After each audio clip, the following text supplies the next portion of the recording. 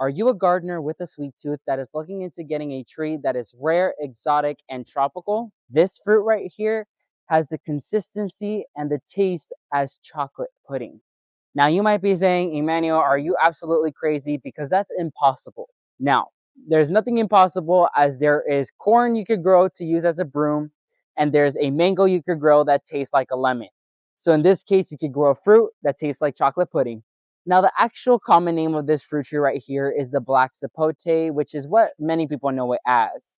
And so this is a tropical, rare exotic that I have the pleasure to grow in my garden this year. So I'll be discussing about how to plant it and how to grow it. So let's discuss about planting first. So coming to point number one is you want to make sure you plant your Black Sapote in an area that receives 5 to 6 plus hours of direct sunlight. As it's a fruit tree, it needs lots of sun to thrive. Point number two is you want to make sure you grow it in well-draining, aerated soil.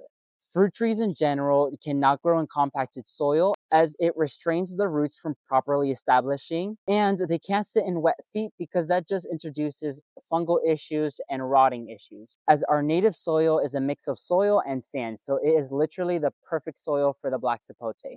Point number three is you always want to give your fruit tree a helping hand by mixing in a biotone starter fertilizer into the hole before you plant it. This is really important as it gives it the beginner-friendly nutrients it needs to start establishing. I use Espoma Organic, but you can use whatever you have on hand that is organic. Planting it is very easy.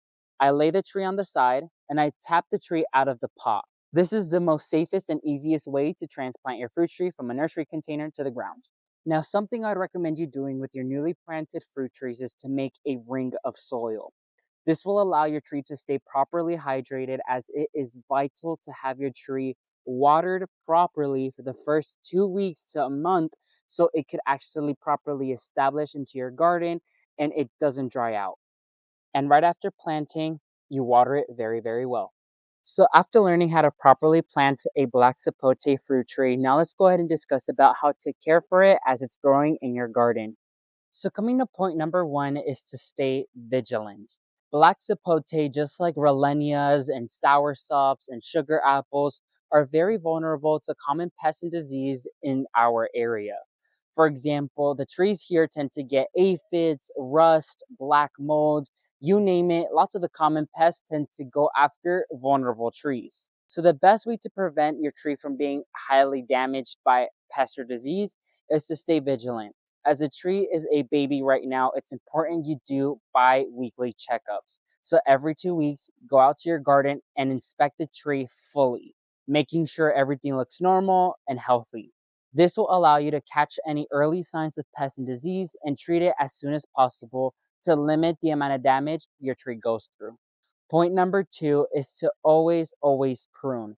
Now, this is usually done whenever the fruit tree is out of season, so there's no flower buds or fruit on the tree. So any damaged branches, dead branches, or suckers, I highly recommend you to prune them off as they serve no good.